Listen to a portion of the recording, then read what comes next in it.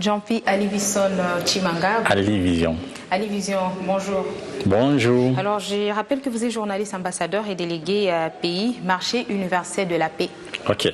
Alors, avec vous, nous parlons d'abord de ce marché universel de la paix. C'est quoi le marché universel de la paix? Ok, le marché universel de la paix, c'est un concept du Memo Expo Trophée qui vient matérialiser les efforts témoignés de différentes recherches par une sorte de trophée et de distinction honorifique. Des différentes recherches et les efforts, dans quel domaine, quel genre d'efforts par exemple aussi? Enfin, non, ce sont les efforts que les organismes et les personnalités font pour la promotion de notre société. Alors avec qu'est-ce que vous travaillez? C'est quoi la finalité? Bon, la finalité, c'est de pouvoir offrir à notre monde des exemples d'engagement utile, des modèles et des repères à la jeunesse. Mais avec qu'est-ce que vous travaillez? Bon, la structure, c'est la Convention Cœur du Monde. La Convention Cœur du Monde, c'est les sommets événementiels de plusieurs organisations, entre autres la Fondation pour l'Afrique, qui est une organisation internationale de droit hongrois, le Cercle universel des ambassadeurs de la paix, qui est aussi une organisation internationale de droit suisse et droit français, et également la chancellerie du monde universitaire, et bien tant d'autres. Alors, les sujets phares que nous allons décortiquer avec vous, ce sont ces deux trophées que vient de remporter l'entreprise audiovisuelle B1 du marché universel de la paix. On peut savoir comment ça se passait parce que vous les travaillez à l'insu des concernés.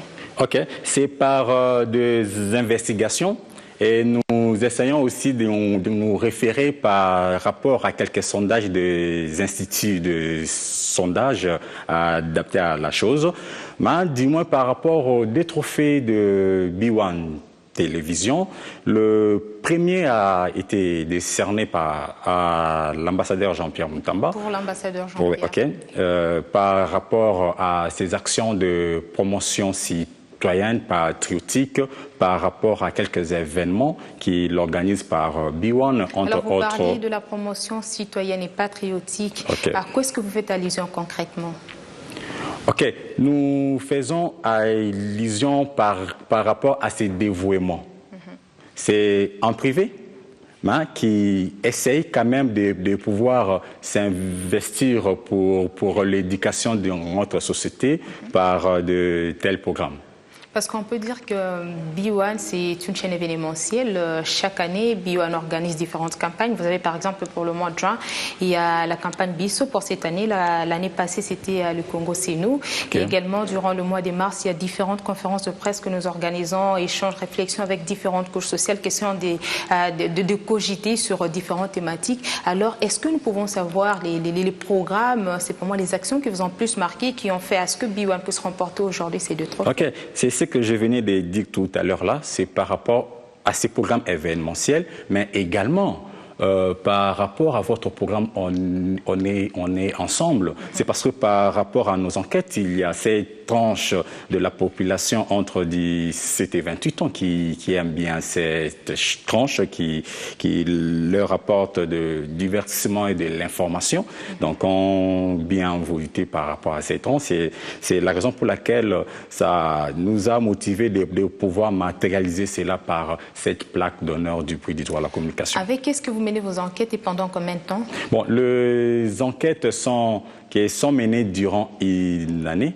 Donc, par exemple, pour cette année, ça a commencé après notre dernier événement, le 15 décembre au Chef-Fleuve Hôtel. Donc, les enquêtes ont commencé de là jusqu'au 15 décembre 2013.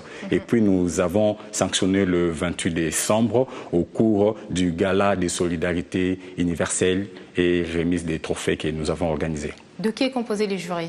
Bon, le jury est composé des personnes optimistes et objectives. Par exemple, pour les personnes qui ont la capacité de pouvoir analyser. N'importe qui peut analyser? Non, ce sont de gens très bien réputés. Je peux peut-être vous citer le nom du président du jury de cette année. C'est l'ingénieur Martin Ekanda. C'est le patron de l'ISIPA. C'est lui qui était le président du jury. Et en même temps, nous essayons aussi de pouvoir interviewer les lauréats précédents. Par exemple, pour cette année, nous avons interviewé les lauréats que nous avons primés l'année passée. Bon, il y avait par exemple leurs excellences Baruti Kasongo, nous l'appelons excellence, c'est parce qu'au cours de cette soirée, ils ont reçu le prix de chevalier de la paix. D'accord, au-delà des entreprises audiovisuelles, quelles sont les autres entreprises qui sont aussi récompensées? Bon, au-delà des entreprises audiovisuelles, nous avons d'autres personnalités. Okay. Des personnalités seulement? Non, d'autres personnalités. Et par rapport aux entreprises, il y a une entreprise de stylisme, Fusion Fashion, qui a aussi été récompensée. C'est parce qu'au-delà de leur professionnalisme, ils participent aussi à des actions sociales.